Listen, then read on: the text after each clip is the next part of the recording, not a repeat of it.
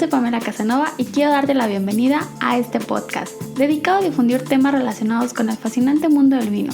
Estoy aquí para guiarte de forma sencilla y entre amigos. Atrévete a preguntar todas las dudas que tengas al respecto, aun cuando creas que son tontas, no lo son. Aquí estoy para guiarte y juntos disfrutar de todo lo que nos ofrece el fascinante mundo del vino. Comencemos.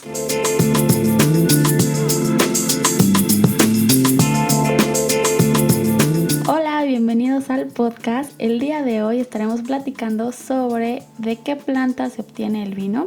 Y bueno, pues la planta por la cual se va a obtener el vino se llama Vitis vinifera. Esta es una planta trepadora que cuando se deja crecer de forma libre puede alcanzar aproximadamente unos 30 metros de altura o más tal vez. Y para evitar esto se realiza una poda anualmente, digamos que en todo el ciclo de la vid, que eso lo hablaremos en otro episodio.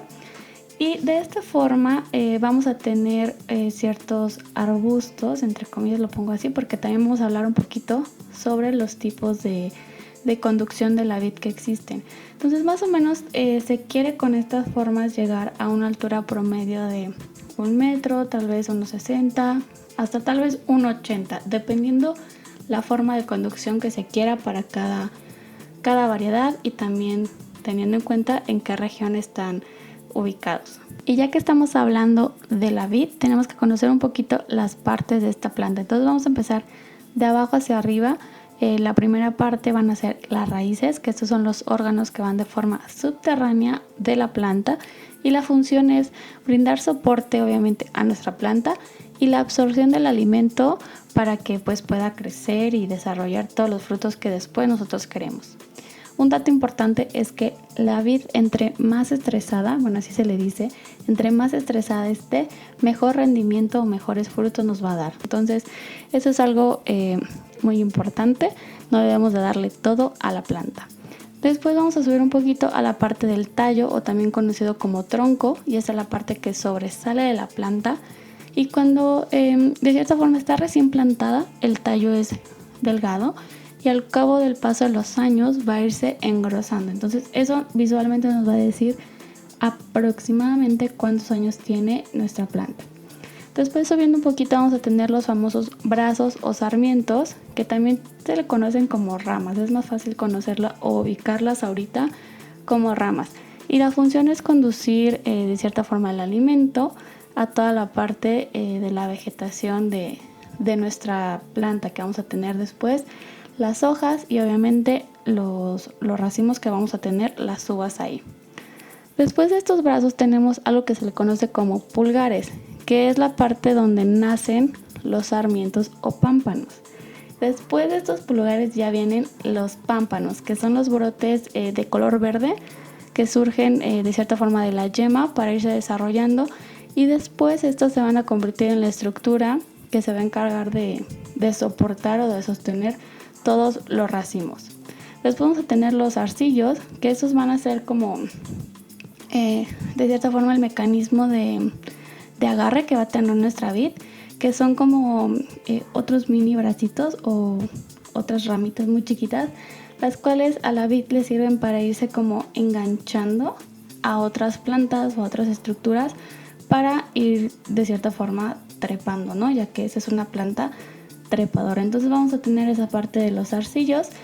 Después vamos a tener la parte de las hojas, que como toda planta es súper importante por el proceso de la fotosíntesis. Van a ser las hojas las encargadas de regular la temperatura, de proteger del sol, de tal vez la lluvia, granizo, etcétera, la mayor parte del tiempo a nuestros racimos, a nuestras uvas. Después vamos a tener la parte de los frutos, que digamos que bueno, ya se fue desarrollando en todo el lapso del ciclo de la vid, se fue desarrollando el racimo, y por último vamos a tener nuestro fruto, que es lo que nosotros queremos realmente para la elaboración del vino. Y bueno, después de que ya les expliqué un poco de las partes de la vid, les voy a explicar sobre las partes de la uva. Vamos a tener en la parte superior una colita, que esta colita se le llama raspón, es la parte que queda expuesta, y esta va a ir pegada al esqueleto de nuestro racimo de uvas. Si partimos nuestra uva a la mitad, vamos a ver que este raspón atraviesa totalmente nuestra uva. Esa estructura que atraviesa totalmente La podríamos conocer como la columna vertebral, ya que atraviesa totalmente la uva, pero se le conoce como pincel. Este pincel va a llegar también a la parte inferior y va a tener un puntito, que este puntito en la parte inferior, en la parte externa, se llama ombligo. En la parte central, al ladito del pincel, de cada lado vamos a tener dos huesitos, que estos se los conocen como pepitas. También vamos a encontrar la parte de la pulpa o la carnita de nuestra uva, y en la parte exterior vamos a encontrar la piel, o también conocido como el ollejo. Sobre esta capa vamos a tener una formación como de pelusa, un poco grisácea, un poco blanquecina, que aparentemente se ve como una pelusa si lo vemos más de cerca, pero ahí van a estar todas las levaduras que nos van a ayudar a la formación después de nuestro vino. Estas levaduras son muy importantes y se conocen como levaduras autóctonas. Bueno, después de haber explicado la parte de la vid, las partes de la uva, les voy a explicar un poquito de algunos de los sistemas de conducción que existen. Y bueno, algunos se pueden dividir en sistemas libres o sistemas de apoyo, o sistemas con apoyo, mejor dicho. Los sistemas libres son aquellos que no cuentan con una estructura permanente. De cierta forma, pues es como dejar a la vid crecer, entre comillas, de forma libre, porque ahorita vamos a ver cómo la podemos dejar en un sistema libre sin que sea libre realmente. También están los sistemas con apoyos, que estos pueden ser con estructuras un poco más sencillas o muchísimo más sofisticadas. Un sistema libre es el famoso sistema de vaso o de arbolito, el cual, pues ustedes imagínense un bonsai. Es dejar a la vid de cierta forma sin estructura, sin apoyo, crece solita, pero de forma chaparrita, y se va engrosando su tronco, y pues tal cual se ve como un pequeño bonsai. También tenemos el sistema de parral, que consiste en llevar a la planta la parte superior por encima de una estructura de alambres para que los racimos queden debajo. De cierta forma vamos a tener un techo, el cual va a estar formado por las mismas hojas. Entonces esto nos va a ayudar a que los racimos tengan muchísimo más corriente de aire. Se disminuye la posibilidad de enfermedades por hongos, por exceso de humedad. Y bueno, esto nos ayuda muchísimo en las zonas cálidas y que tienen muchas horas sol. Otro sistema también es la espaldera, que consiste en formar tal cual hileras de vides, como la mayoría de los viñedos que conocemos aquí en México tienen un sistema de espaldera. Estas se van a ir plantando de forma lineal, y tiene que tener una separación entre planta y planta de 1,5 metros aproximadamente.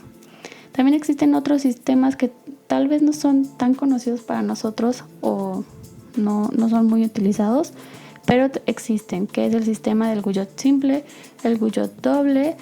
Tenemos también el cordón pitoneado, simple o doble, y otro sistema que se llama lira. Ya que tenemos todos estos conceptos, también tenemos que tener en cuenta algo muy importante, que se llama la franja del vino. ¿Y qué es la franja del vino? Pues simplemente va a ser la ubicación geográfica donde la vid va a crecer, donde se va a desarrollar. ¿Y dónde se encuentra o dónde se forma esta franja del vino? Bueno, pues esta se va a formar en los paralelos del 30 al 50 en el hemisferio norte y del 30 al 50 en el hemisferio sur aproximadamente. Les digo aproximadamente porque debido al cambio climático, pues esto se ha ido modificando, pero más o menos si ustedes ubican un mapa mundi o un globo terráqueo y marcan en esos paralelos, van a formarse tal cual una franja del vino, y se van a dar cuenta que esta franja del vino atraviesa la mayoría de los países productores de vino que existen hoy en día. Para ir cerrando el tema de la semana, vamos a platicar un poquito del concepto básico del vino, que es el vino. Es el líquido que resulta de una fermentación alcohólica completa o parcial del jugo de uva. Más o menos la explicación un poco más larga del concepto de qué es el vino se las compartí en el episodio pasado, pero en esta ocasión se las quise compartir de una forma muchísimo más breve y más digerible.